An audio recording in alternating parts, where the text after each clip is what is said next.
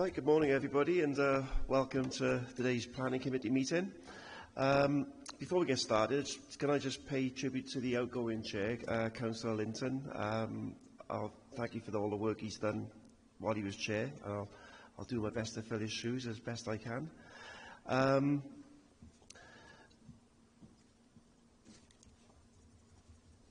Just need to read out this statement before we start the agenda. Today's meeting is being filmed for live and subsequent broadcast by way of the Council's internet site. The images and sound recordings may be used for training purposes within the Council. As you'll see from the agenda papers, generally the public seating areas are not filmed. However, by entering the meeting room and by using the public seating area, you're consenting to being filmed and to the possible use of those images and sound recordings for webcasting and/or training purposes. Proposed public speakers have been made aware of the broadcasting arrangements prior to this meeting. Would members in the chamber please use their microphones to contribute to the meeting, and please remember to switch off your microphone when you've finished. Members dialling remotely, please turn on your camera for the full duration of the committee as requested by the Planning Department. Also, could you ensure that you refrain from using any mobile devices during the committee and that any devices are on silent. Right, we'll move on to the agenda then. Item 1 is apologies for absence. We've had apologies today from Councillors Howells, Linton and Matthew Pym. I believe that's all the apologies, just checking. Yeah, that's all the confirmed apologies, and obviously we don't have Councillor Jones or Councillor Horton in attendance. Lovely, thanks very much. Item 2 then is declarations of interest. So could I just quickly ask members, are there any declarations of interest for today's agenda items? Councillor Perkins. Item 3 is in my ward. I remain open-minded. That's fine, thanks. I think being in your wards doesn't necessarily count as a declaration of interest, but thanks for the transparency. Have we got any others? Nope. Okay, item 3 then is the minutes of the last meeting, which is on pages 3 to 6 of your packs. Can I have somebody to propose that they're a true and accurate record, please? Councillor Perkins, thank you. Oh, okay, we've got an issue first. It says that Stephen Cox was present and he was not. Right, could we get that changed, please? Yeah, apologies for that, committee. I'll update it. Fantastic, thank you. So, with that correction, could I have somebody to propose the minutes, please? Councillor Perkins, somebody to second. Councillor Rheoli, thank you. All in favour? Lovely. And so item 4 then is the main items for today. So the first item that we're going to be considering is application number 26/0137, which is at 3 Baldwin Street in Newport, NP22LT. We'll have a presentation from Jacob Cook first, the Senior Planning Officer, and then we have a ward member to speak following that. So, over to you, Jacob. Thank you. Thank you, Chair. I'll just share my presentation.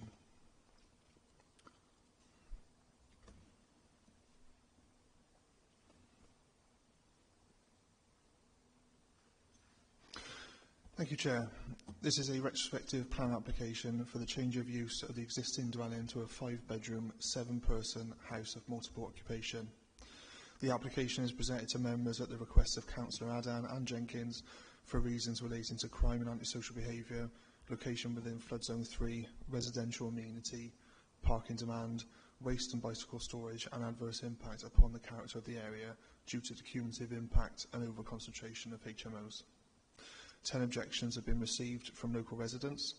The highways officer commented that the scheme is not policy compliant and that parking capacity survey has not been provided. No objections have been raised from any other internal or external consultees. To provide some additional context for members, the application site is located by the red pin. Members will note the close proximity of the site to the Commercial Road District Centre and the bus stops outside near the Cambrian Inn. The site is in an urban location forming part of a row of terrace properties with unrestricted street parking and a rear courtyard. The proposal itself retains the period features and no elevation alterations are proposed. Regarding HMO density, the site is located within a 15% threshold area. The 50-metre radius includes 34 properties. There are 2 HMOs within the 50-metre radius. That includes the application site. This equates to 5.9% of the housing stock within a 50-metre radius, which falls below the accepted threshold of 15%. Turning to the existing floor plans, we have the ground floor to the left of the slide and the first floor to the right of the slide. The existing layout has a ground floor bedroom with ensuite, entrance hallway, living and kitchen area, which are centrally located, which leads through to a utility area and 2 courtyards.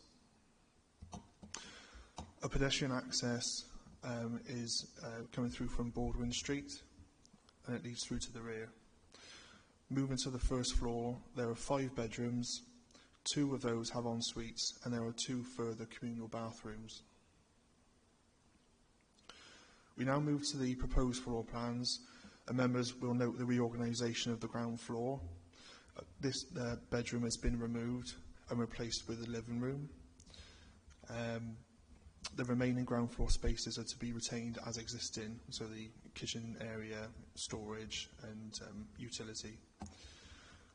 Due to the implementation of the updated Technical Advice Note 15, the removal of the bedroom from the ground floor is considered to have addressed the requirements of TAN 15.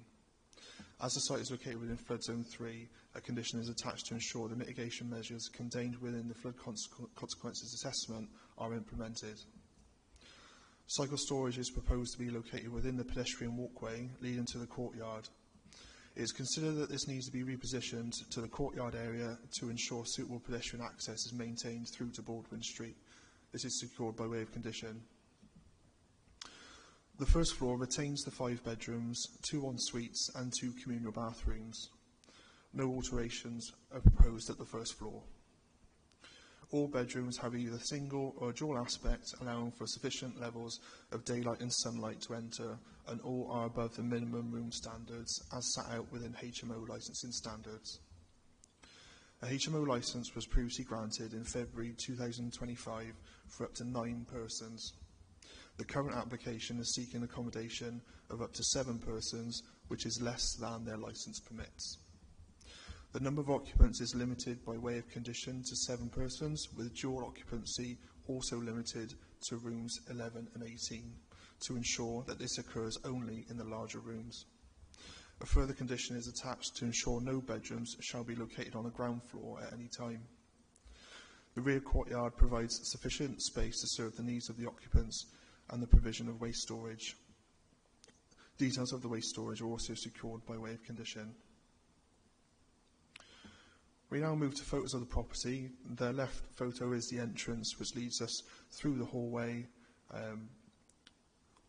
which is on the right-hand side. Members will notice the window at the end of the hallway with views into the courtyard. Staying on the ground floor, the left photo shows the ground floor bedroom, now proposed to be that additional living room. The right-hand photo shows the layout of the room. The door members can see in view is that current ensuite. However, the proposed floor plans show that the works will be undertaken to remove the ensuite to form a WC, which will be accessed from the communal hallway. We're now looking along the corridor toward the kitchen and dining area. To the left of the first photo is a door leading out into the courtyard, which is just there. The middle and right photos show the kitchen and dining areas, which have an outlook onto Baldwin Street. We're now viewing the door through to the utility area, with a further door that leads into that pedestrian walkway that accesses the courtyard and onto Baldwin Street.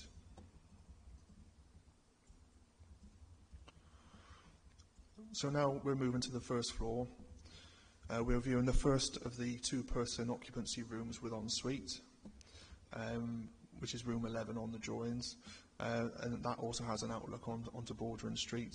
At the time of my site visit, you can see the curtains were drawn.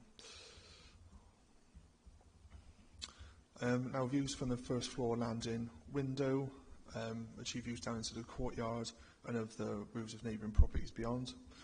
The right photo is the first floor communal corridor, which shows the entrance to another separate toilet, the communal bathroom, and access to a further bedroom. And at the very end is the entrance to the communal bathroom.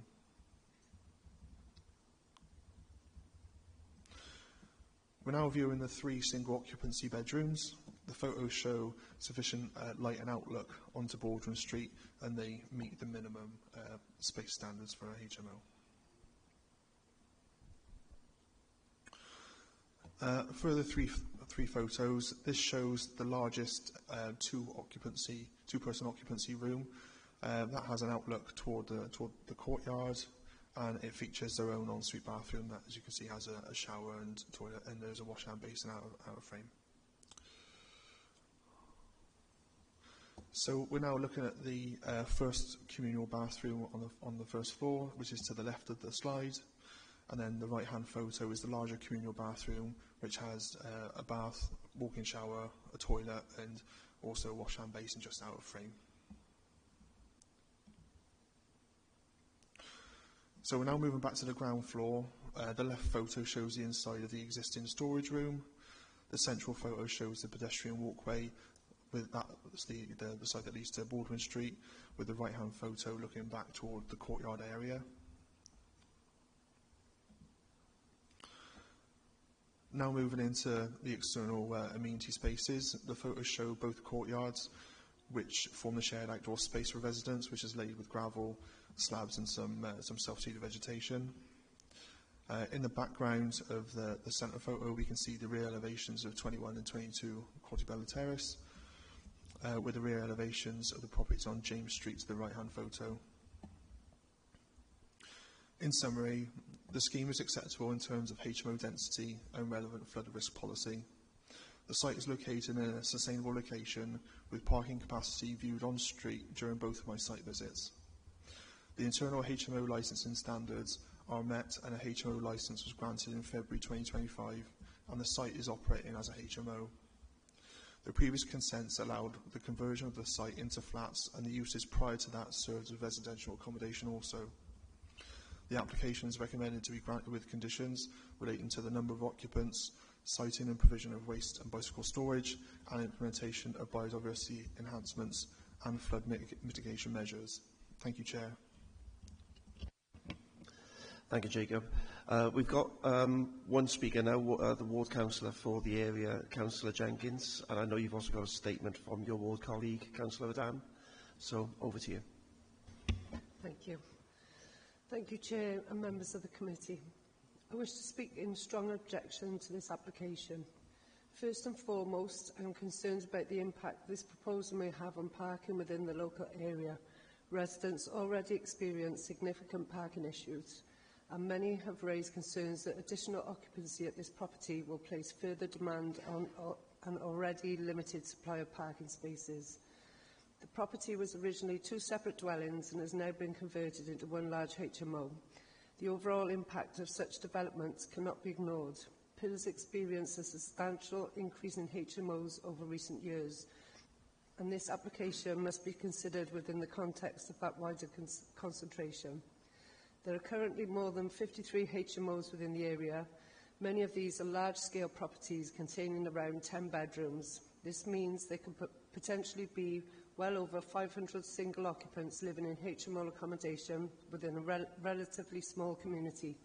Such a concentration inevitably places pressure on local services, parking provision, waste collection and community cohesion.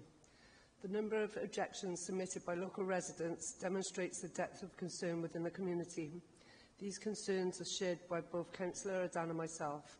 Residents consistently raise the same issues: excessive waste, fly tipping, parking pressures, antisocial behaviour and the gradual erosion of the character of the area. Fly tipping and rubbish accumulation are already significant problems throughout Apêl. Whilst it would be unfair to attribute every incident directly to HMOs, residents regularly spot that the concentration of large HMOs has contributed to these issues and has increased pressure on an already stretched local environment. Apêl is a community that already faces considerable challenges, including high levels of deprivation and crime. Residents increasingly feel that their concerns are not being heard and that the overall impact of continued HMO expansion is changing the nature of their neighbourhood for the worst. Many have expressed genuine concerns that the area is becoming increasingly disadvantaged as a result of the over-concentration of this type of accommodation. Planning decisions must consider not only the impact of an individual application, but also the overall effect on the wider community. In my view, this proposal would add to an already significant concentration of HMOs and further intensify the challenges that residents are currently experiencing. Residents of Apêl deserve balanced and sustainable development. They deserve confidence that planning policies and guidance are being applied fairly and consistently. Above all, they deserve a community where quality of life is protected and where local concerns are given proper consideration. For these reasons, including concerns regarding parking pressures, the existing over-concentration of HMOs, the overall impact on local amenity and the significant concerns expressed by residents, I respectfully urge the committee to refuse this application. Thank you. Now I'd like to move on to comments from my colleague, Councillor Dan. The reliance on the appeal decision at 33 Walmer Road, Newport, to justify a total lack of on-site parking is fundamentally flawed. That specific appeal concerned a minor change of a use to a small 3-bedroom, 3-occupant HMO. By contrast, this proposal introduces a change of use accommodating up to 7 occupants. Legally, a threshold of more than 6 occupants strips the property of standard residential character and elevates it to a sui generis use class. A sui generis use represents a massive material intensification of the site and cannot be assessed using the baseline logic of a minor 3-person conversion.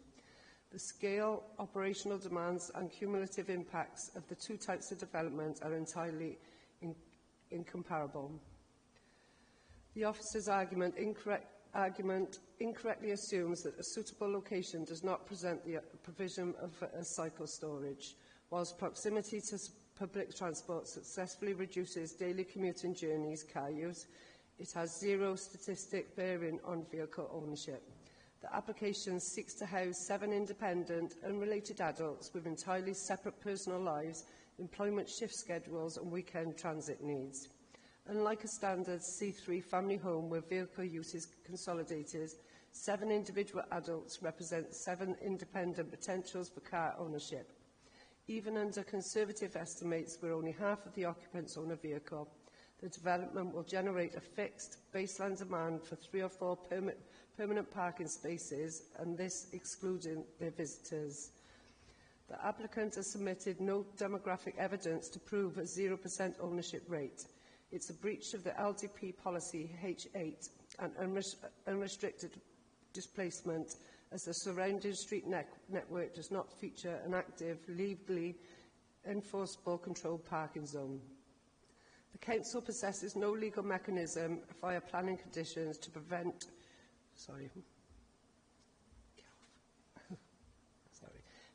future occupiers from owning cars and parking them on the public highway. The development is not car-free, it is parking displaced. The lack of on-site provisions will immediately offload 3 to 4 vehicles onto adjacent residential roads. This directly violates policy H8, self-contained accommodation and houses in multiple occupation, of the LDP, which explicitly demands that conversions must not result in on-street parking problems. It further conflicts with section 5.3.1 of Newport's HMO SPG, which dictates that parking standards must be complied with and explicitly resists schemes that resolve parking deficits by destroying local residential amenity. 7-occupant sui generis use triggers strict mandatory licensing requirements, necessitating vast commercial-scale refuse provisions and a minimum of 7 secure cycle spaces. If this property lacks an independent external rear access lane, the physical management of these facilities become impossible. This structural layout failure completely undermines the sustainable travel defence. There are concerns that the report states no response from the Wales Waste Management and EH. This fails to verify a key material consideration which would severely impact the community and will be deemed a due diligence failure. Furthermore, deferring the waste strategy to a post-decision condition is legally unsafe. It strips away the right to scrutinise whether a 7-person waste volume can be physically and safely managed on the site, directly violating Newport LDP policy GP4. 7 independent occupiers to wheel heavy, unhygienic waste bins and dirty bicycles directly through internal communal living areas. Narrow residential hallways every single week, which creates a severe and unacceptable hazard to the residential amenity of the occupiers. The 33 Walmall Street appeal decision is not a blanket immunity card to waiver parking compliance across Newport. The severe material intensification to a 7-occupant sui generis use will inevitably cause overspill parking, exacerbating local parking issues to unsafe levels and blocking emergency vehicle access. The proposal represents a direct threat to highway safety under national policy guidelines and stands in flagrant breach of Newport LDP policy H8. There is no evidence of an affordable housing contribution, Section 106 agreement or a viability assessment. Direct violation of National Policy TAN 15, Technical Advice Note 15, explicitly states that a site-specific flood consequences assessment is a mandatory requirement for highly vulnerable developments within Flood Zone 3. The local planning authority does not possess the statutory discretion to waiver this requirement or declare themselves satisfied in the complete absence of a site-specific assessment. Flawed reliance on limited weight evidence, the report openly admits that the submitted FCA relates entirely to a neighbouring site, 24 Corbella Terrace, and that limited weight is afforded to its conclusions. It is highly irregular and legally unsafe to grant planning permission for a highly vulnerable HMO based on data borrowed from a separate property. This ignores critical site-specific variables such as unique finished floor levels, local drainage capacities and precise structural thresholds. Creation of an emergency services trap, the mitigation measures strictly sleeping accommodation to the upper floors fails to address the operational reality of a HMO. If the ground floor communal kitchen and living spaces are inundated, the property becomes instantly uninhabitable. Multiple unrelated occupants will be trapped on the upper floors without access to basic amenities, electricity or clean water. This creates an immediate, avoidable burden on emergency rescue infrastructure, directly violating the core safety criteria of TAN 15. Failure to meet LDP policy GP4 by failing to secure an independent site-specific FCA, the LPA cannot accurately assess the true risk to human life and structural integrity. The proposal, therefore, fails to meet the safety and amenity requirements outlined in Policy GP4 of the Newport Local Development Plan. The applicant must be required to submit a comprehensive site-specific flood consequences assessment that proves the Baldwin Street property itself can be safely managed, failing which the application must be refused.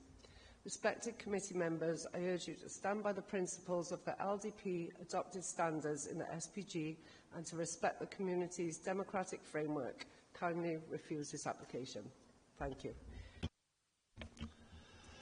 Thank you, Councillor, and thank you for... I know we were late started today, so thank you for staying to represent your residents as well. I'm going to open the floor now to questions. I'll start with Councillor Jordan online. Yeah, thanks, Chair. Is Andrew there at all? And if so, could you, Andrew, just give you just a quick outline. Wasn't it, I can't remember what it is, the retrospective change of the use? So a retrospective application is one that's already taken place. So effectively, we would always advise you seek planning permission in advance of operating or undertaking anything, but people can undertake that without planning permission at their own risk. It doesn't mean they don't need planning permission, it just means they're commencing without it. So we can still consider this application in the same manner. We consider the impacts and assess whether it's acceptable or not. We're not here to penalise people because they haven't followed the correct process in the correct manner. It's just whether this process, this application, is acceptable or not on its planning merits. Okay, no problem. Yeah, because the only reason I've looked through when I'm at the slides and everything else, and you can actually see on one of the doors it's got number 3 on it, so he's actually been using this property then as a HMO then for some time then, more likely, before he's put the application in for an HMO. Yeah, so the application is being used as a HMO at present with a HMO licence. But they don't have planning permission at this moment in time. Right, okay, and I totally understand then what Councillor Jenkins said, you know, with the both presentations from herself and Councillor Dan, you know, yeah, it is one of those things again where our hands are tied again, really, because we know that area in Apêl is a massive area of highly density people around the area and vehicles and everything else. So on the paragraph 7.3, I think it was, or 7. Sorry, it was the highways thing. They turned around and said, so they need 6 parking spaces altogether, then, really, for that property, then, do they?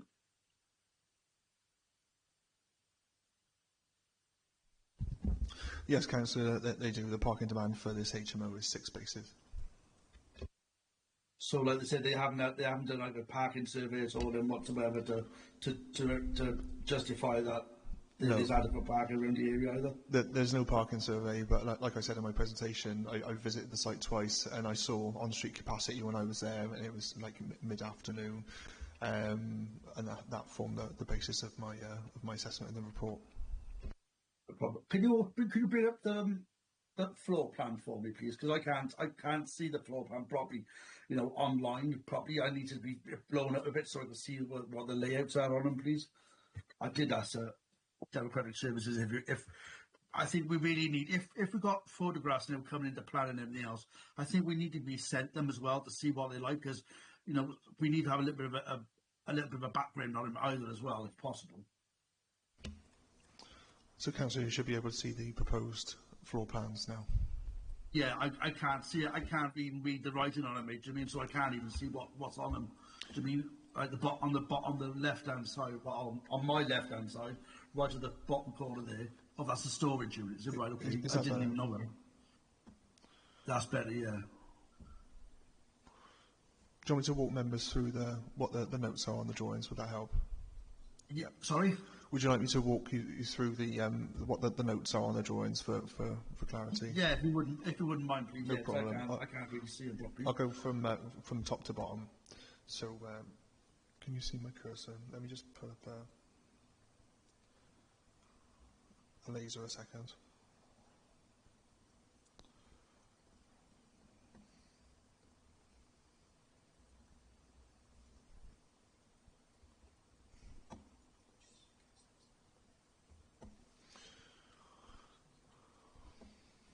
So at the top we've got the proposed living room.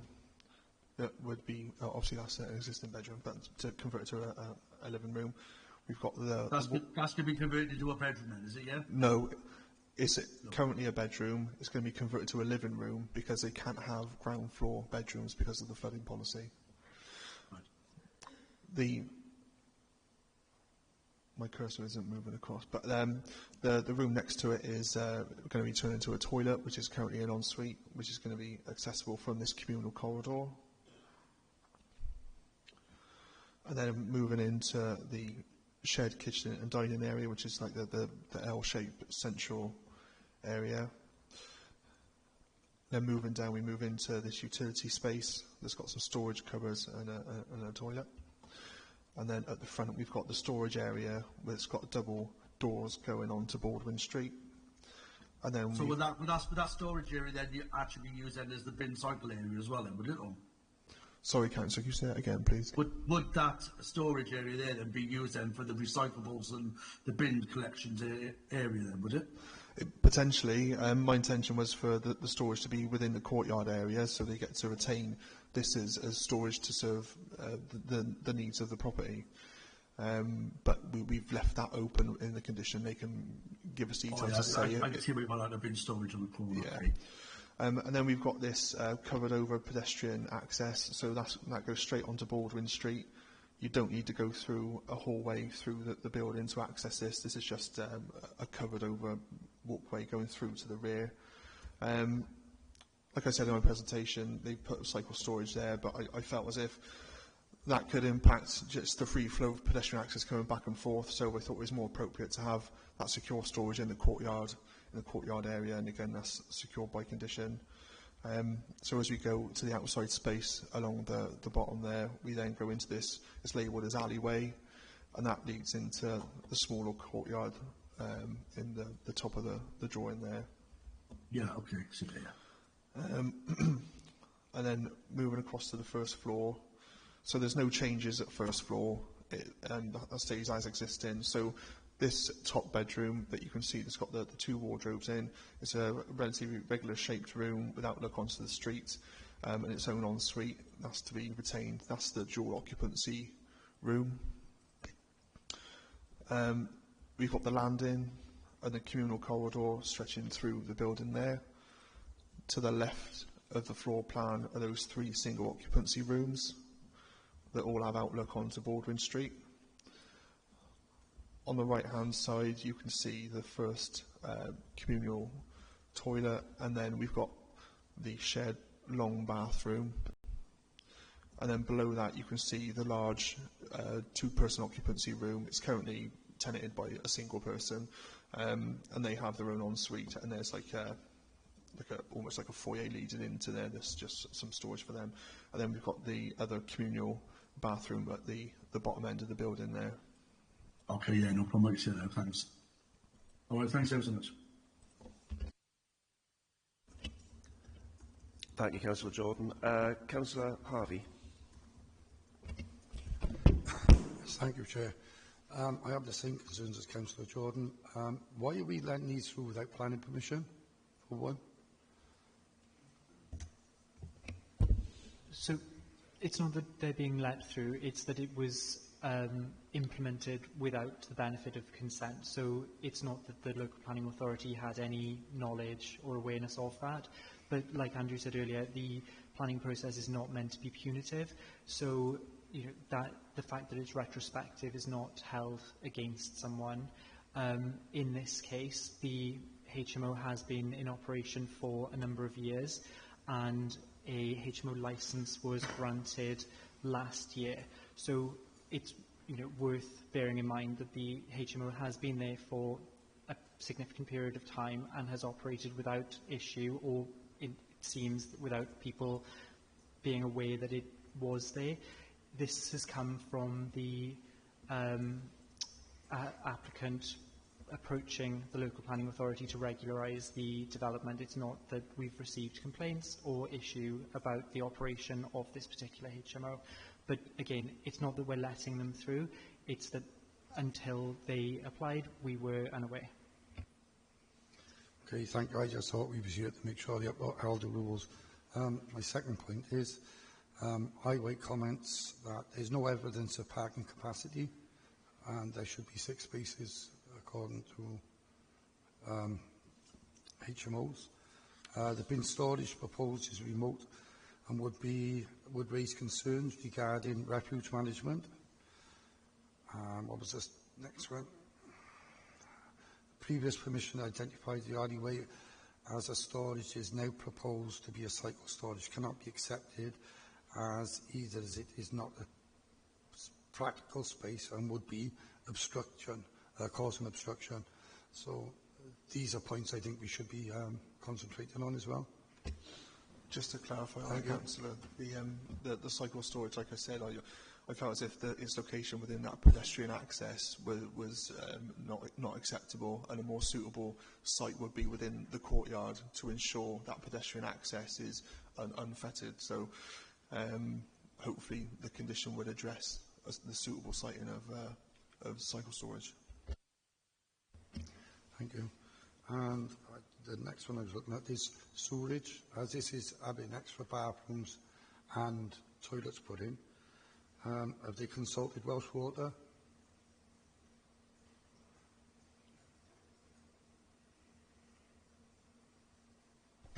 I'll just check the report. I believe it should be public sewerage under S106, Welsh Water, Industry Act 1991.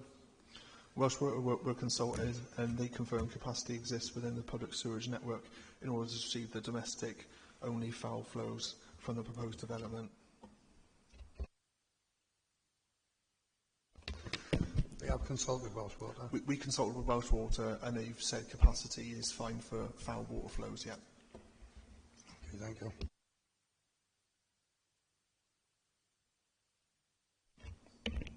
Thanks, Councillor Harvey. Councillor Perkins. Sorry, I'm going to need the floor plan up again, please. So the second double bedroom at the front there, on the lower picture.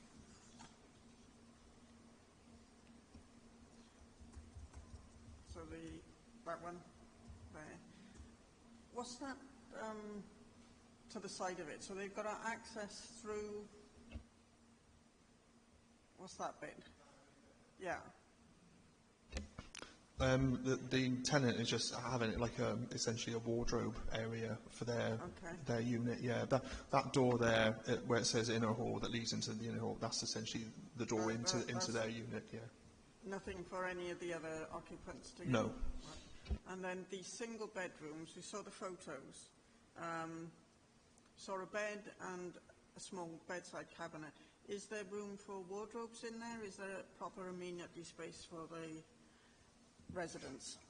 The spaces of the bedrooms all fulfil the minimum standards for HMO licensing requirements.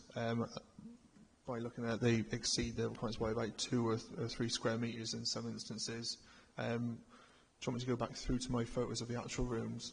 I just need to know if there's room in there for wardrobes and storage space for the tenants. Yeah, room sizes and actual amenity are not the same thing. When I visited the site and I went into the rooms, I saw chest of drawers, wardrobes, space for a bed, space to circulate around the bed and walk through the room. Okay, thank you. Thanks, Councillor. Excuse me. Councillor Rheoli, please.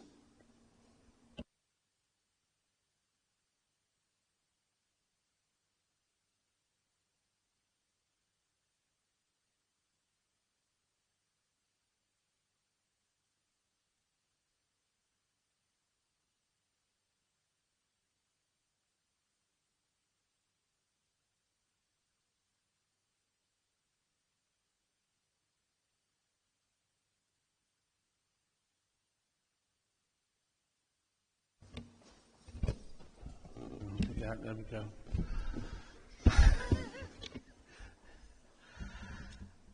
One of those days, Chair, one of those days, I guess.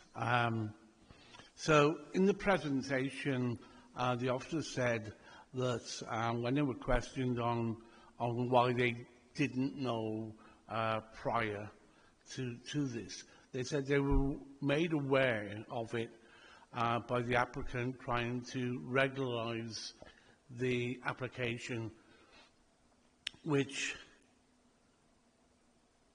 brings to prominence the lack of communication between the licensing department not informing the planners that they had an illegal or irregular HMO.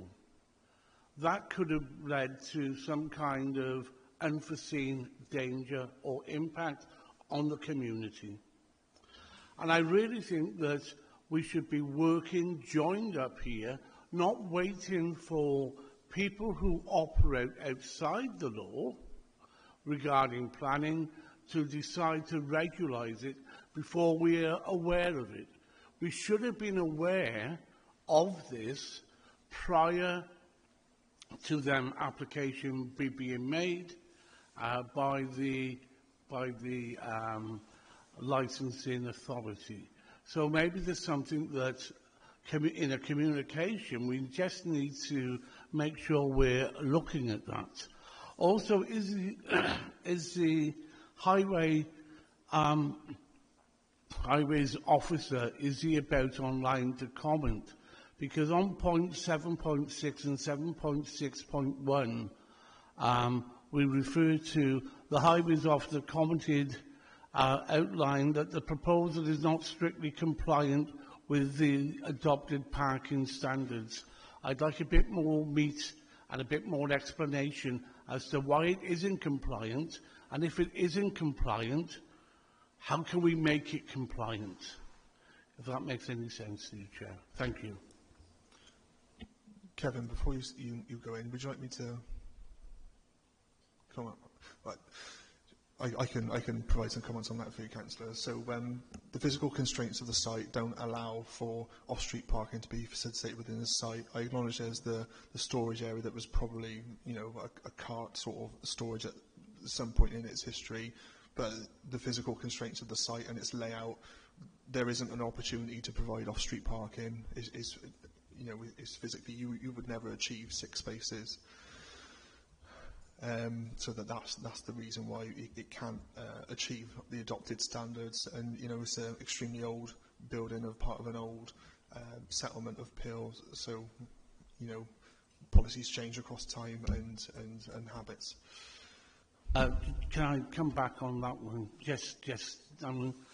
I'm not holding you in the dock here, so you know this is a conversation. If policies change, this policy hasn't changed. So if the policy hasn't changed, how come we're not applying the policy? Because the policy is correct. So there's been a change in national policy from Welsh Government through PPW and Future Wales to shift the focus away from car dependency and car reliant settlements, and there's provision there to have less car parking on developments, and that's the general view of national policy. That's where we can seek to justify a step away from those adopted standards because of that national policy position.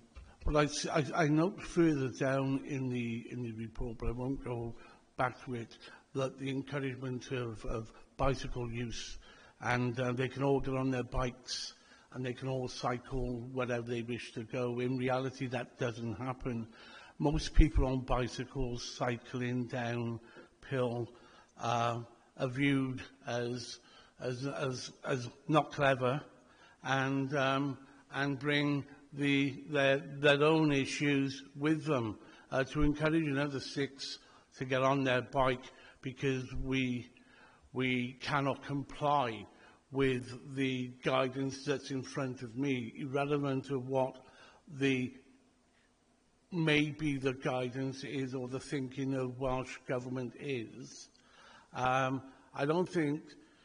just think that's a cop-out, not from you, but I think it's a cop-out with regards to how can we ignore the compliance. Well, we can ignore the compliance because we can tell them to get on their bikes. I'm sorry. We don't want them to get on their bikes. We want compliance with what the planning procedures are. Thank you. Have you got any further comment on that? Okay, thank you, Councillor Lowby. I'll just quickly make a comment about what you said about the liaison between the licensing and planning. As a new chair, that is one of the things that's on my to-do list, is to investigate that and see if we can improve things. But obviously here today as a planning committee, we're here to consider planning issues and planning issues only. So when we make our decisions, that's what we've got to base it on. I can't see any other... Oh, sorry. Councillor Watkins.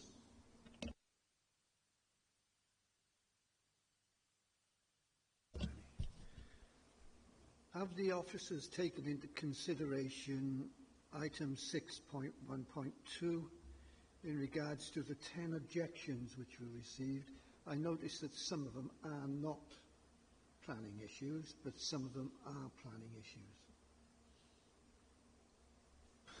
All of the objections received are taken account of within the body of the report. For example, concerns with amenity have been addressed in the general amenity section of the report, HMO densities, the fly tipping in the area and pest infestations, that falls outside of our planning concerns. What I can focus on is to ensure that this site has suitable waste and recycling storage within the curtilage of the site, and then it's on to tenants to make sure that is suitably managed. As Councillor Watkins said, some of the issues are planning matters, for example, declining property value. That's not a material planning consideration. The concerns relating to building regulations, again, that's a separate legislative process that falls outside of our realm. In regard to crime and antisocial behaviour, Gwent Police come back and said this particular street isn't a drain on their services, and the prevalence of crime in the area isn't to a level that would cause them any form of concern, and this HMO in their words wouldn't contribute adversely to that. Okay, thank you. Looking at those 10 issues, I've noticed that the waste management, that's internal council advice, there's no response. Is there any reason for that? Not for me, Councillor, no. They just haven't responded within their statutory 21 days or by the time we've got the application in front of you today. Because I do have concerns because, not particularly, I'm going to say that the area itself has waste issues and fly tipping issues, and I'm rather surprised that waste management have not responded. And I'm a bit concerned about that, but I'll take that up with waste management. The other one also is highway officer, no policy complaints. Yet no advice has been received from highways in regards to parking issues at all. No advice, no response at all, according to this.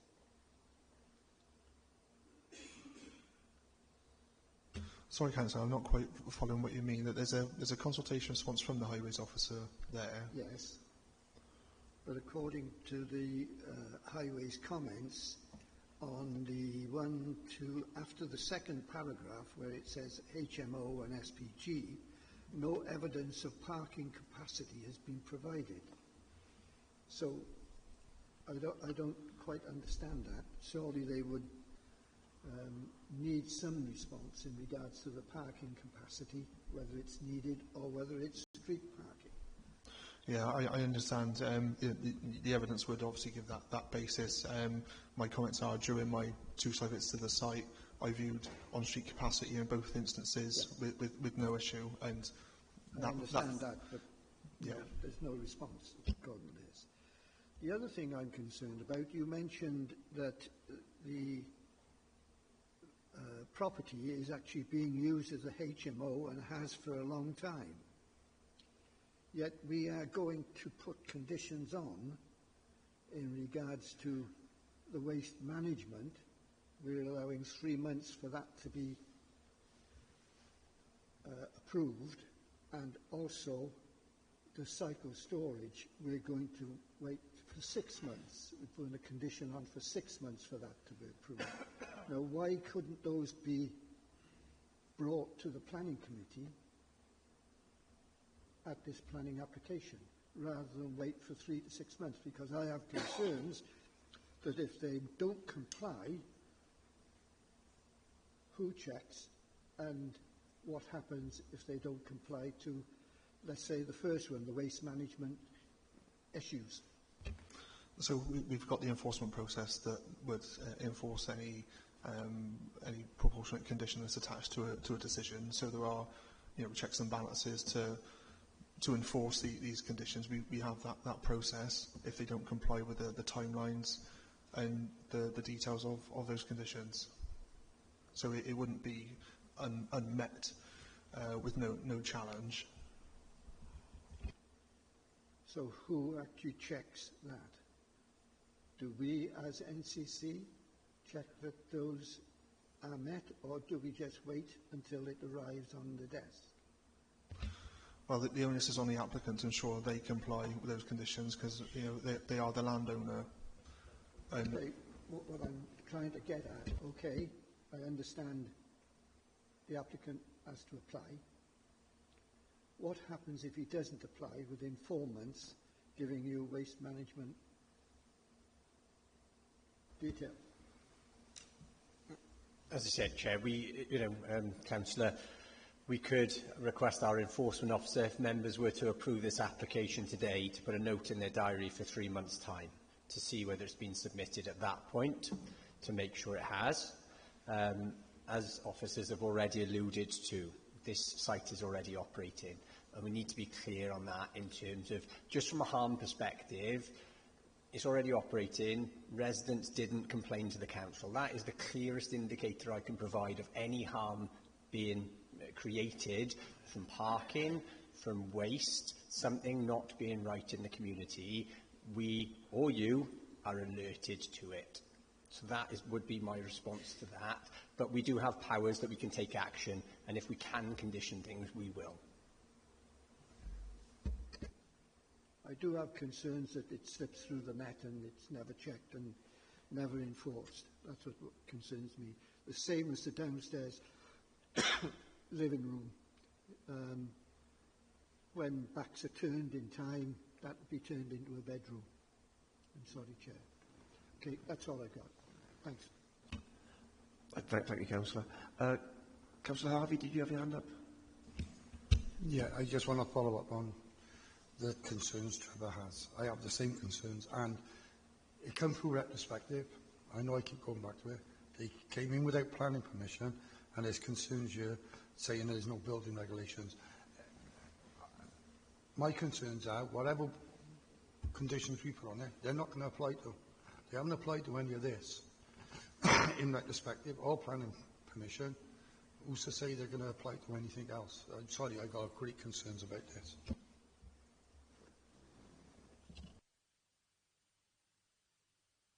All I can say is they've submitted this application of their own volition, effectively. We weren't aware of it. It hadn't come to us through enforcement. So they've obviously gone this far. It's now in the public domain. We are now aware of it. So we can now keep an eye on it. Thanks, Councillor Harvey. Councillor Rugby. It was just mentioned that they possibly don't have planning. What's the studies, Tim? What did you say? Planning? Building regs. Building regs. Have we checked? Do they have building regs in place? No, the building regs issue falls outside of the scope of a plan application, and I'm not even sure the works proposed would even require building regs, but we got no. Yeah, we can check that, Councillor, but as I said, this comes back to a very similar issue we have with licensing. There are separate regimes that cover separate legislative requirements to ensure that whatever, even if planning permission is granted, doesn't mean building regs would be granted if they are required, but we can check that with the building control manager. Just a further question, maybe you could answer this, Andrew. So if we accept this and we find that the building regs are shoddy and shot to pieces, and because they have no proper building regs, that it creates an issue. I'm not happy, I'm not content to just blindly go ahead and cross my fingers and hope the building regulations are in place. If building regulations were in place, then I'd be struggling then to find a reason as to why, at this moment in time, I cannot support it. Because now we mentioned that my head turns to the safety of those inside and outside of this building.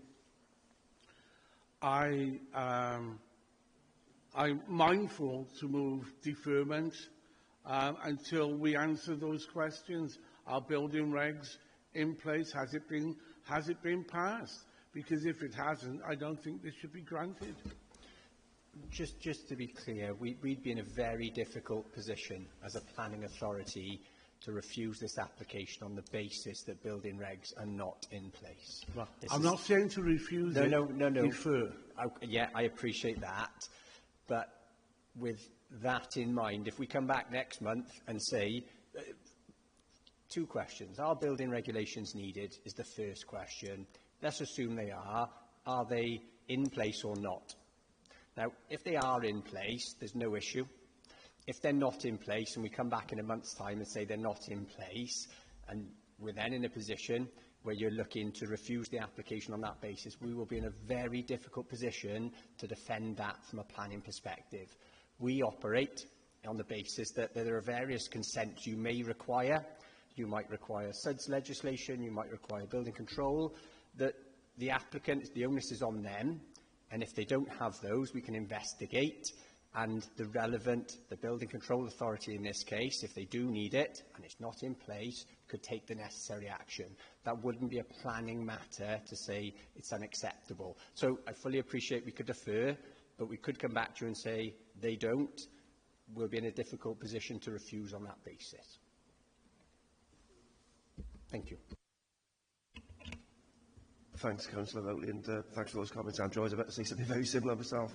It's one of the things I've mentioned a few times in the past as a committee member, that we're a planning committee and we have to consider planning regulations, licensing and buildings and fire safety and things like that don't necessarily fall under our remit, so we've got to be a bit careful what reasons we give for if we're thinking about refusing or deferring.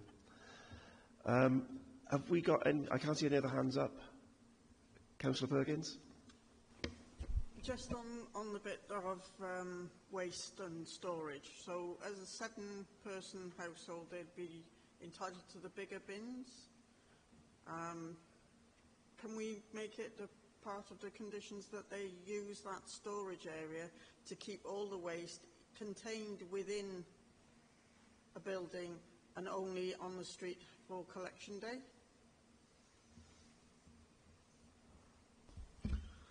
I believe that the condition we've got on there already covers. Say that it would be in that storage area that is within the building. To the rear in the courtyard?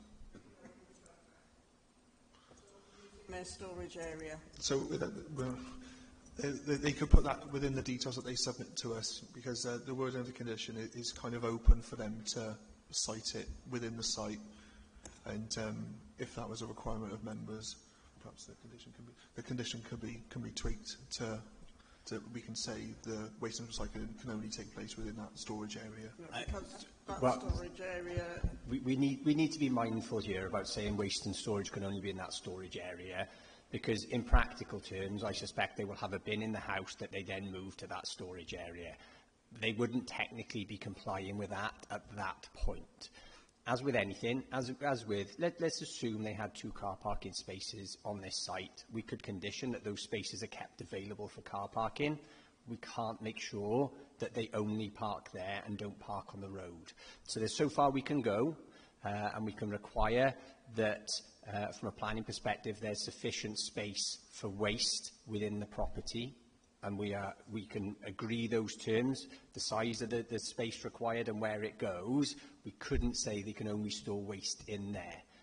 We'll have other controls if they are storing it in a place that's unacceptable, either because, as I said, it's causing problems for people using the highway. If it's fly tipping, we will have other controls as a council to counter other issues if they're not using that waste storage facility.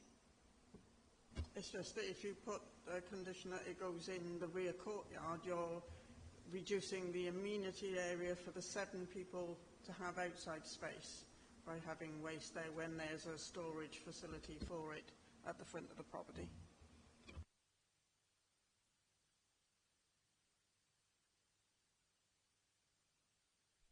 We can consider that, as I said, if the details are submitted and we feel it's in an unacceptable place or there's a better place for that, we could seek to amend it, or if we're really not happy, we could seek to refuse those details.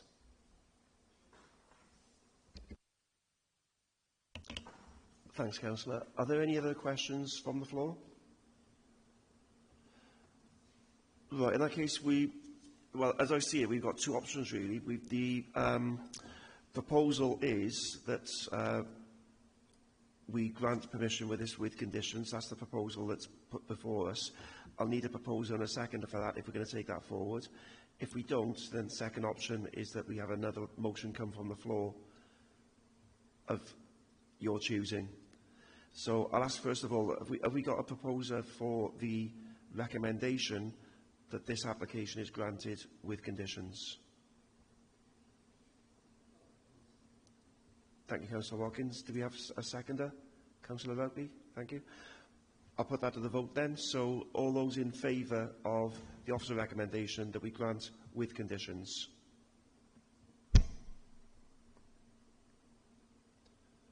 Those against?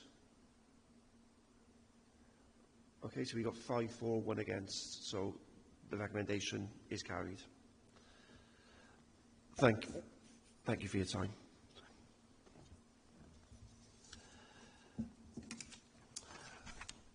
We move on to the second application, which is on pages 28 to 33 of your packs. It's application number 26/0282 in the Altering Ward. It's Ridgeway Hill, Newport MB20 5DG. The recommendation for this one is that is granted with conditions. We have Adam Foote presenting first of all, and then we will have 2 visiting speakers, 1 for and 1 against. So I'll hand over to Adam first for the presentation. Thank you, Chair. This application comprises of householder development and is being presented to the Planning Committee at the request of Councillor Fairweather, raising concerns over the impact on the living conditions of the neighbouring occupier. So the property is number 2 Ridgeway Hill. It's located on the corner of Ridgeway Hill and Ridgeway Avenue. Members will note from the site plan shown on screen the development site, and it has a atypical relationship in terms of the plot and the plot arrangement, with the properties facing towards the corner set well back within the plot, and then a atypical relationship with the rear boundary line. For some additional context, this is the location located on Ridgeway Hill, off Ridgeway Avenue, adjacent to the Ridgeway Inn. So the application is seeking consent for a single-storey rear extension that is currently part constructed. So the application is sought on a part retrospective basis, and in part replaces a previous single-storey rear extension. The plan on the left-hand side of the screen shows the previous site location plan, and the right hand shows the proposed. So the proposal is for, like I said, a single-storey rear extension with a flat roof. The maximum projection is from the original rear elevation is 4.5 metres. So essentially it's half a metre over the permitted development requirements. That has been given significant weight in the assessment of this application, and members will note that the extension has been built to follow the boundary line. So where you have that cut-off on the proposed ground floor shown on the right-hand side, you'll note that the extension is built to follow that boundary line. The only windows proposed is on the rear elevation, and then you have access doors on the side.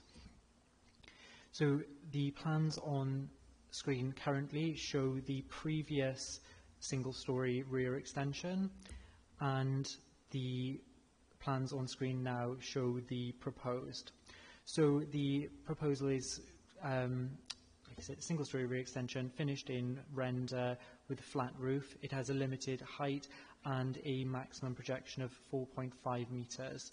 So this is an image, just to give some context in terms of the what the site looks like. This is taken from Google Maps, as is this, which is included to show the previous arrangement of the site and the previous extension. And then these are photos taken more recently, showing the partly constructed extension. So you'll note the door to the side elevation and the window to the rear, the flat roof, and obviously the external render has not yet been applied. An image showing the development from the rear, and then these show the relationship with the adjoining property. So members will note that the extension follows that existing boundary line and does impact upon that rear bay window of the adjoining property. So this again just shows that relationship and the impact that would be felt by the neighbouring occupiers. As previously stated, the extension projects a maximum of 4.5 metres from the original rear elevation of the dwelling, therefore is 50 centimetres over what could be achieved without the need for planning consent. It's the view of the local planning authority that any harmful impact would arise from development that occurs close to that existing bay window, and accordingly the additional 50 centimetres that is splayed away from the neighbouring property would not have an unacceptable adverse impact that would result in planning consent being withheld. Accordingly, the proposal is recommended for approval subject to conditions, one of them being that no additional windows or doors or windows will be added to the proposed extension. But again, given the minor scale of the extension, it is, like you say, it is noted the impact upon the neighbours due to the atypical arrangement. However, given the legitimate fallback position of the occupier being able to build a an extension with a 4-metre extension, the additional 0.5 metres is not considered to result in any unacceptable adverse impact, and therefore it is our recommendation that the application is approved. Thank you. Thanks, Adam. We've got two visiting speakers. The first one is Mr. George, who's the applicant, I believe. You have 5 minutes, okay? You're going to be strictly timed. I will try and give you a little signal about 30 seconds before then, just to give you a heads up. Okay, thanks. Yeah, so thank you all for your time. It was meant to be my architect here speaking today, but he sends his apologies, got some personal matters, so I'm essentially just going to read his the statement that he prepared and issued in to the committee. So Luke states that I respectfully submit this statement in support of application 260282 for a proposed single-storey rear extension at 2 Ridgeway Hill. I'm encouraged that the professional planning officer has undertaken a full assessment of the proposal and concluded that the development is acceptable in planning terms and should be approved. The officer's report confirms that the proposal complies with policies GP2 and GP6 of the Newport Local Development Plan and would not result in any unacceptable impact upon neighbour occupiers. The proposed extension is a modest single-storey addition located entirely to the rear of the property. It has a maximum height of approximately 2.6 to 2.7 metres with a flat roof design and has been shaped specifically to respond to the existing site boundaries. The scale of the proposal is limited and remains subordinate to the host dwelling. A concern has been raised regarding overlooking and loss of privacy. However, the proposed extension contains only ground floor openings and does not introduce any elevated viewpoints such as first floor windows, balconies, roof terraces, or raised decking areas. The planning officer concluded that the proposal would not result in an unacceptable loss of privacy and imposed the condition preventing the installation of additional side-facing openings adjacent to the site, to the shared boundary. I would also draw the members' attention to the attached photograph. I've got a photograph on the document. I'm not sure whether it got shared or not. No, but okay. So I have it anyway if anybody does need to see it. But essentially the photograph taken from within the proposed extension area looking towards the rear boundary The image demonstrates that the outlook is heavily screened by virtually a 6-foot hedge that separates our garden, which is established vegetation and hedging. The views towards the neighbouring properties are limited, with the dominant outlook comprising mature planting, the sky, and distant roof lines. The photograph supports the officer's assessment that the proposal would not create harmful overlooking or unacceptable loss of privacy. The officer's report further notes that the proposal is only marginally beyond what could potentially be achieved through permitted development rights, both in terms of the height of the building, well, the height complies with the 3-metre rule for permitted development, and the elevation that spans alongside the rear boundary wall, like the plan officer said, is only marginally outside of what can be achieved through PD. This is an important material consideration and demonstrates that the scale of the proposal is modest and closely aligned with forms of domestic development that are routinely considered acceptable. The extension will provide improved living accommodation for the occupants while respecting the amenities of neighbouring properties. It is appropriately designed, limited in scale, screened by the existing landscape, and has been recommended for approval by the local planning authority's professional officers. For these reasons, I respectfully request that members support the officer's recommendation and grant planning permission for application 260282. Thank you all for your time and consideration. Thank you, Mr. George. Just for your clarification, any photos that you've got, we wouldn't be able to accept them now anyway, because we'd need to see them in advance of the meeting. So, apologies, Chair. I think it came in yesterday quite late, and I think I missed. Yeah, I forgot to send it.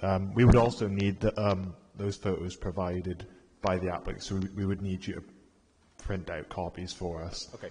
To be honest, it's a photo just looking at a hedge, so I don't think you'd get too much out of it anyway, if I'm honest. But I accept. No problem. Thanks, Taylor. Our second speaker speaking against the proposal is Mr. Butlett, who I believe is the neighbour. Same thing, Mr. Butlett, with 5-minute limits. Yes, thanks. Thanks. I'm the only neighbour with the boundaries to the property, whereas I think it's referenced 11 other neighbours. I'm not sure who they would be. Welsh Government Technical Advice Note 1012 says that design which is inappropriate in its context or which fails to grasp opportunities to enhance the character of an area should not be accepted. The appearance, scale and a relationship to the surroundings are material planning considerations.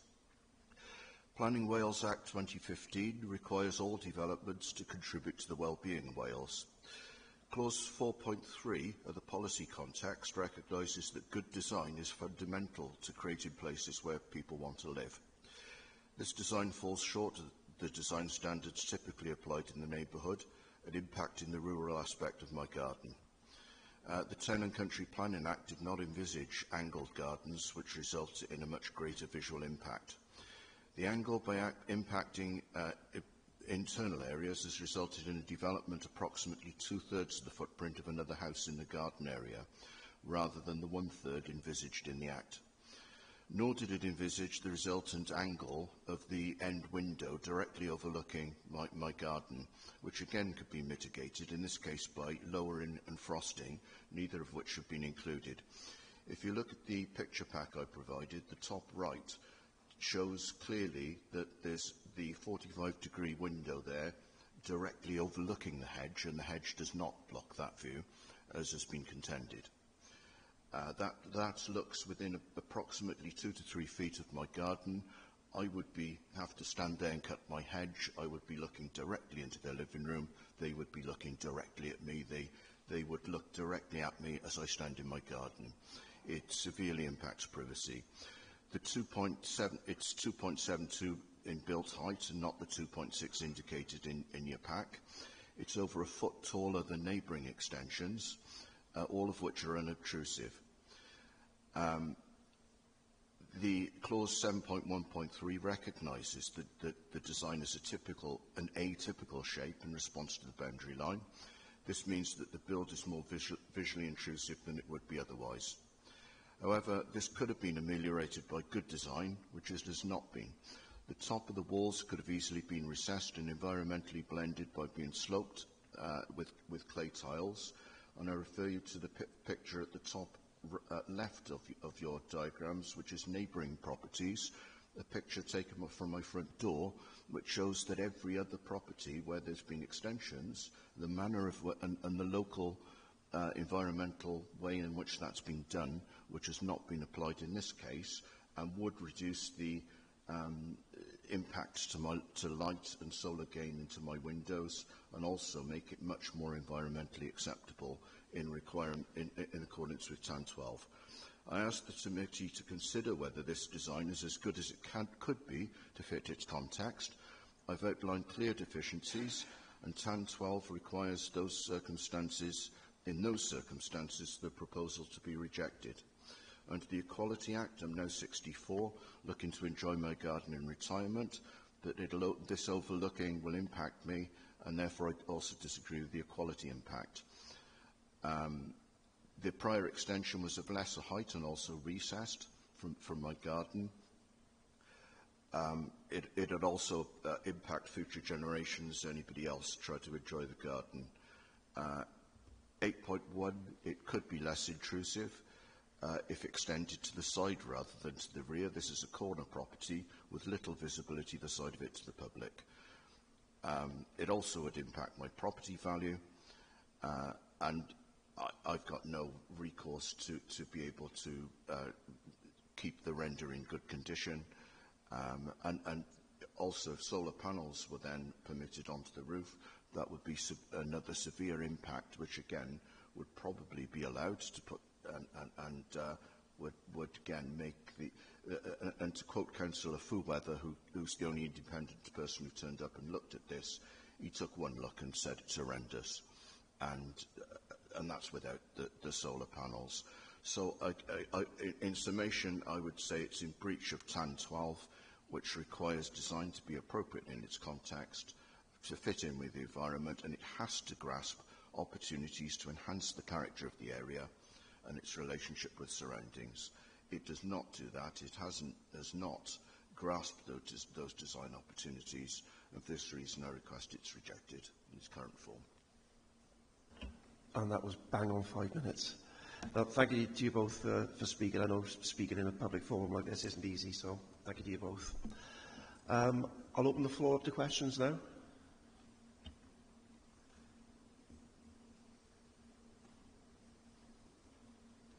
Councillor Watkins.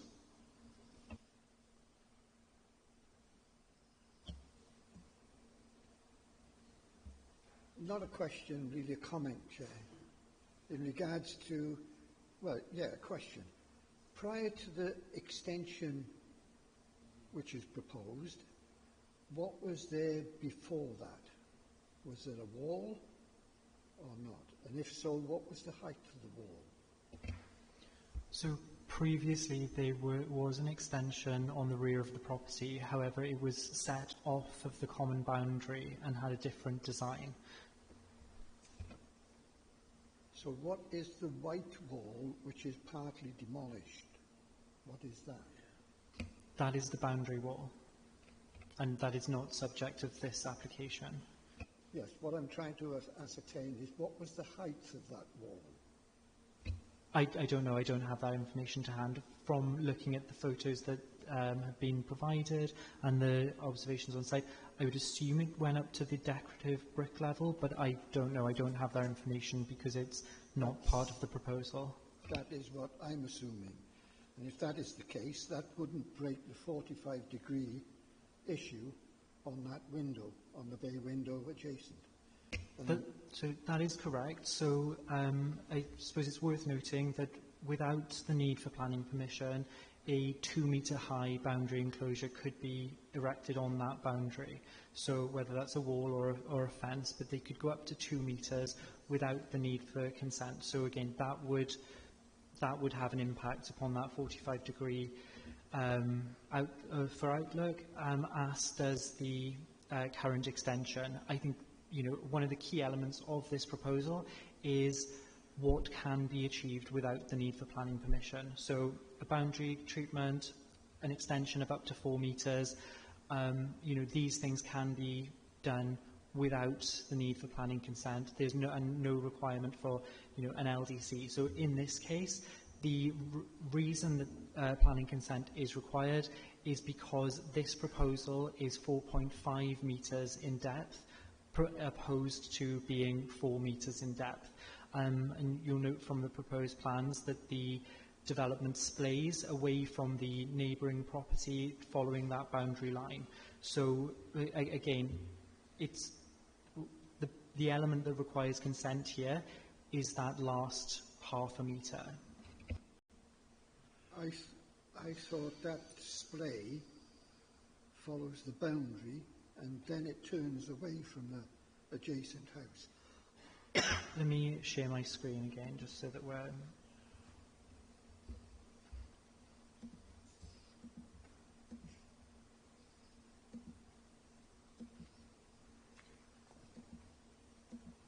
Okay, so obviously the purple line is the boundary line, and then where my cursor is, you have the extension that projects out and then splays away from the adjoining property following the boundary line, and then sort of, goes back within to the site. So if I go to the next slide, it probably shows it a little bit better, that you have, extension comes here, follows the boundary line as it splays away, and then comes across. So what we're looking at is probably about to approximately maybe here-ish would be approximately 4 metres. I'm basing that on the depth of the cabinet.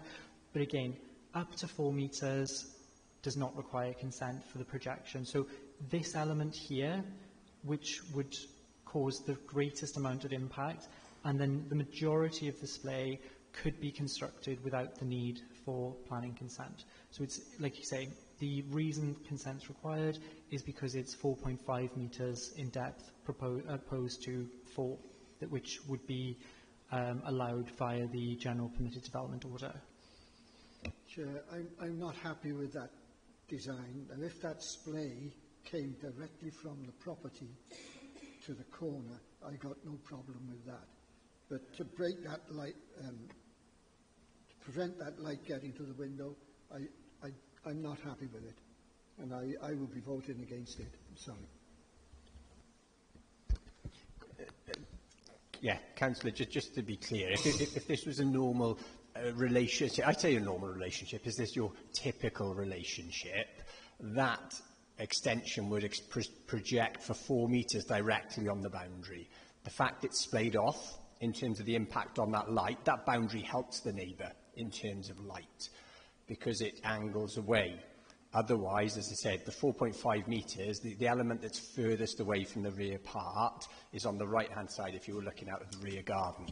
So permitted development rights allow for a 4 metre extension. This is further, but because it splays away, the harm is actually decreased.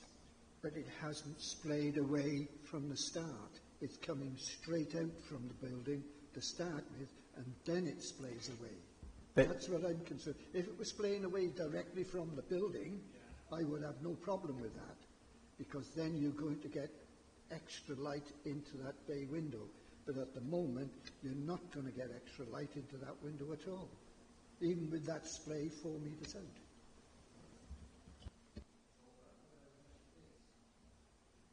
Yeah, I'll just reshare the plan because the element that you're referring to is permitted development. That bit can be done without the need for planning consent. So what you have is this element here that you're talking about that doesn't splay away, follows the boundary line going straight back. This is less than 4 metres. This bit can be constructed without the need for planning consent in any use. So irrespective of any decision that's made here today, this element can be constructed as is, to that height, in that location, in that position.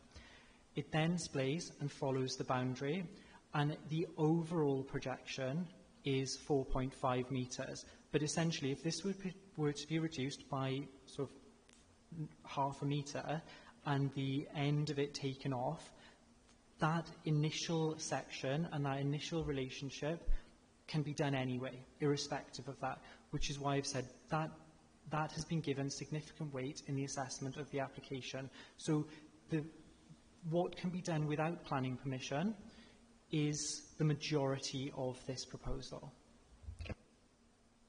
Chair, I understand that, but I'm not happy in regards to the amount of light which is being taken away from that bay window, and I will be voting against it. I'm sorry.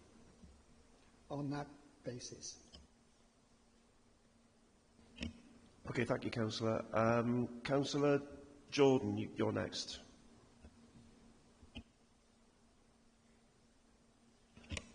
You're on mute, Councillor Jordan. Although you're not showing us on mute, but we can't hear you. Is that better? That's better, thanks. Yeah, I totally agree with what Councillor Watkins has just said. I am a bit concerned as well when they said, you know, the height of the belt was 273 centimetres, which that tallies out to me to 9 feet high. Well, if he's already built that, he's already gone over the building regulations for that anyway. You know, and I think under the rights and the permitted rights, you can only build 3 metres by 3 metres, not 4.5 metres by 4.5 metres, is it something like that? And looking at from the neighbour side of it, it's, you know, that is quite a significant height from his floor to the top of that outbuilding anyway. So could you just clarify then why, you know, why it's saying this 2.73 meters centimeters is 8 foot and they can't really build that on without planning permission? So the general permitted development order allows for flat roof rear extensions to be built without the need for planning permission up to a height of 3 metres. So we're below the maximum that is allowed by, you know, a reasonable margin.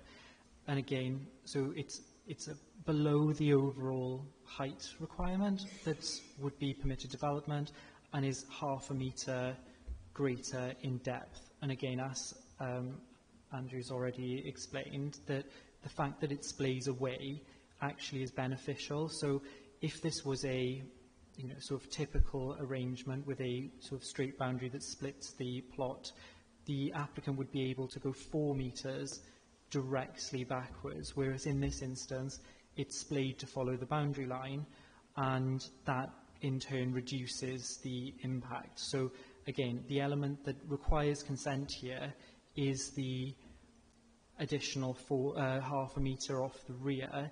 The height is below the maximum requirements. I understand that, but then as you look at it, into that 45-degree angle, that means it's not letting enough light into the neighbour's property at all, is it really? But that can occur irrespective of planning permission or irrespective of any decision made today.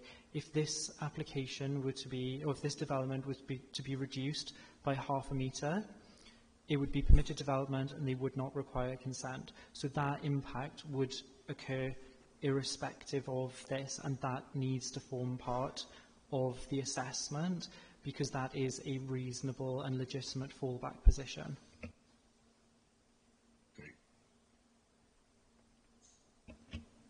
Thanks, Councillor Jordan. Councillor Rheoli, please. Thank you, Chair. I'm probably going to go back over some of the old stuff, so please forgive me for that. I wonder if the officer could again comment for me on the possible breaking of the 45-degree guidance for light, because that's the thing that's catching my eye at the present time with this application. It does seem to take away light from that bay window. So it's the breaking of the 45-degree guidance for light. I'd like to have an answer on that, please. Yeah, absolutely. So the relationship here is that obviously there's a bay window on the rear, and the 45-degree angle would hit the proposed extension. Now, because of the fallback position and the fact that they can build that irrespective of planning consent, we consider that fallback position to be a legitimate and reasonable fallback position that has that impact anyway. So like I say, irrespective of the decision of any planning decision, that impact would happen irrespective. It could also happen if the applicant decided to put up a 2-metre high boundary enclosure or fence that we would not have any control over, because it would be within the, what's allowed under the general permitted development order. So the local planning authority gives that position significant weight, and the fact that it can occur without the means for planning permission, we give very considerable weight, and we consider the overall impact to be acceptable. What we don't want to do is to start be in a position where we're saying that things that can happen without the need for planning consent have an unacceptable impact.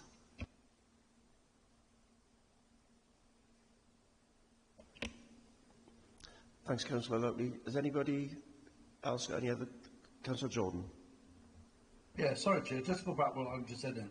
If you can put up a two-metre fence in his garden, that's 6 foot.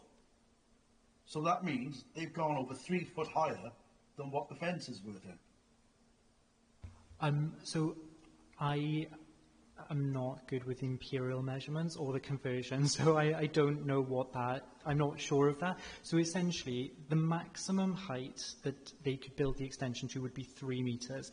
What that converts to in feet, I don't know. The height of the extension, as per the documents that has been submitted with by the objector here, claims that the extension has a maximum height at 2.73 metres, which again is still below the 3 metres that can be built anyway. So essentially what I'm saying is this could be built taller and still be within the remit of what the general permitted development order would allow. But again, I'm not familiar with the imperial measurements, and I don't know what the conversions are to be able to advise on that specific query. Yeah, it's about 6 foot and 9 foot, effectively. But as I said, we always rely on metric measurements in planning. Just I suppose, clarify a few things, if I may.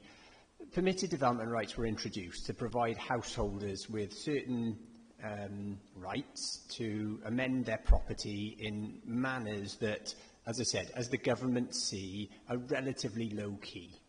As I said, if it's not permitted development, we tend to see planning applications for them. This application is not permitted development, it needs a planning application. This wouldn't normally come to committee, it's been called to planning committee. We make these decisions on a daily basis in terms of, as an authority, considering whether something is acceptable or not on residents. And we often have to look at what a fallback position is here, and we've considered that. And if this resident was to undertake their development within permitted development rights, which is take 0.5, 0.6 metres off the end to make sure it doesn't project, what we would say, that element, that individual element, doesn't have any greater bearing on the neighbour than what's gone before. So from our perspective, when we weigh everything up, yes, there is an impact on the neighbour. We accept that. I mean, most extensions, there is an impact on a neighbour. It's whether that impact is unacceptable or not. We make these decisions routinely on a daily basis, whether we get objections from residents or not. But we do have to consider what someone could do if they decided to take it out of our sphere of a planning application and just undertake it under permitted development. And that's where we consider that as a legitimate fallback position, that the harm would be no different to the resident if they were to undertake this under permitted development or extend to the manner, in the manner that they have shown and we have considered. So that's where we are coming from. Members may disagree with that, as is your prerogative. Thank you. Thank you, Andrew. I can't see anybody else indicating they wish to speak. I'm sorry, I'm not allowed to call you again. I mean,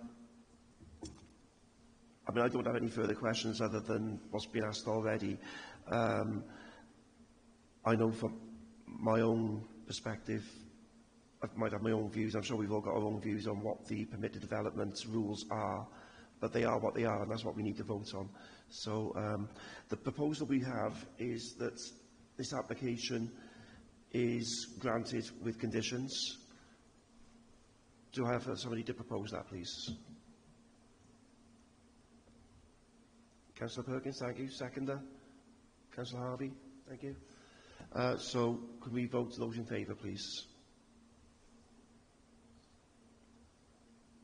And against? So it's 5 in favour, 1 against. So that one is, the proposal is carried. Thank you very much. And again, thank you for your time in coming in, both of you. Appreciate that.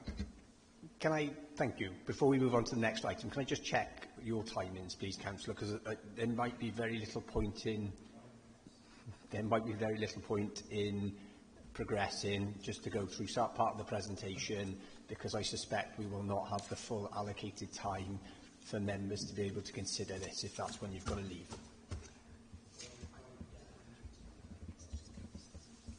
Right, you've got 5 minutes. Okay, yeah, okay. Well, let's see if we get through it. If we don't, we don't. But as I said, it will be brief. Thank you. Thank you, Andrew.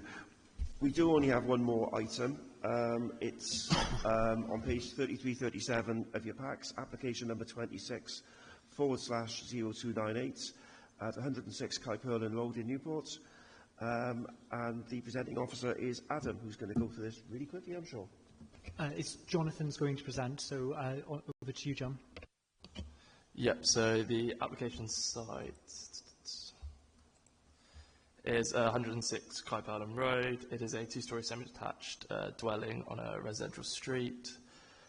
The application comprises of householder development and has been reported to Planning Committee as the applicant is an elected member. So this is a bit of background. So as you can see, the dwelling is surrounded by residential, and there's a allotment running to the rear of it. Right, so this is the existing ground floor plan, and then this is the proposed. So it's for a single-storey front extension.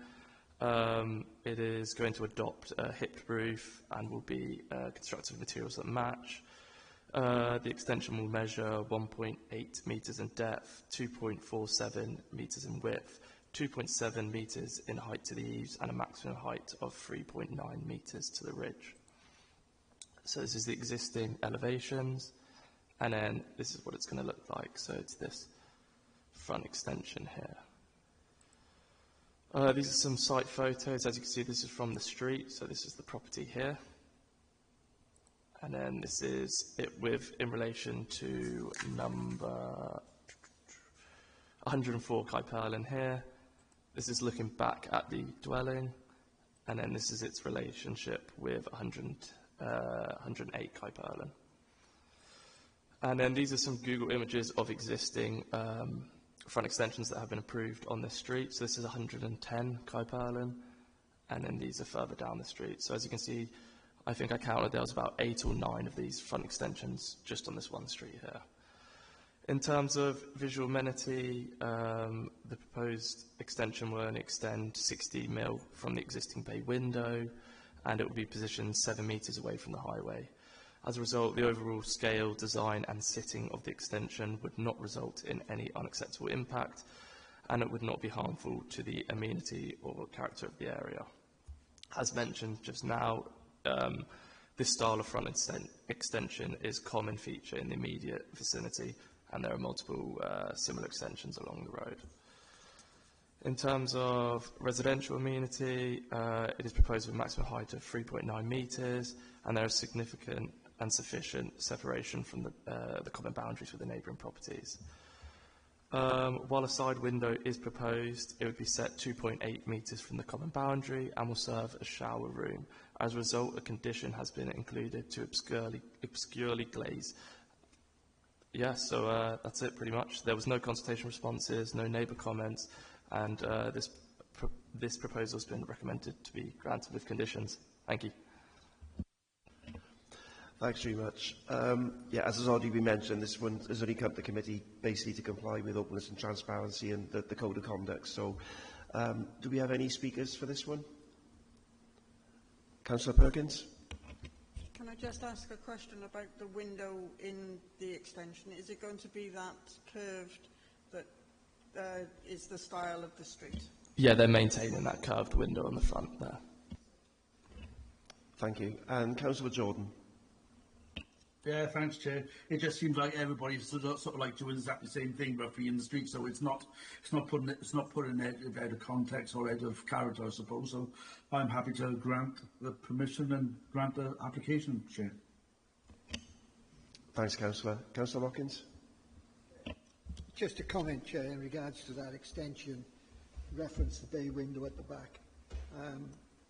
It's only affecting that house, it's not affecting another house. So that's really a comment. So that's all I've got to say, really. And I'm happy for it to go through. Thanks, Councillor. Do we have any other contributions? No. We'll put that to the vote then. So the proposal is to accept with conditions. Proposal, please. Councillor Jordan, thank you. Seconder. Councillor Harvey, thank you. All in favour? Unanimous. Thank you very much. The only other item on the agenda is the appeal decisions in your pack, which is there for information only. Can I just very quickly thank you for your time, because we were late starting. Very much appreciate those who've got other things to get to. I won't hold you up anymore. That was my fault. I do apologise. Thank you, Councillor Jordan. I thought I would have been back in time, but... Yeah, notes have been taken. And I close the meeting. Thank you very much. Thank you.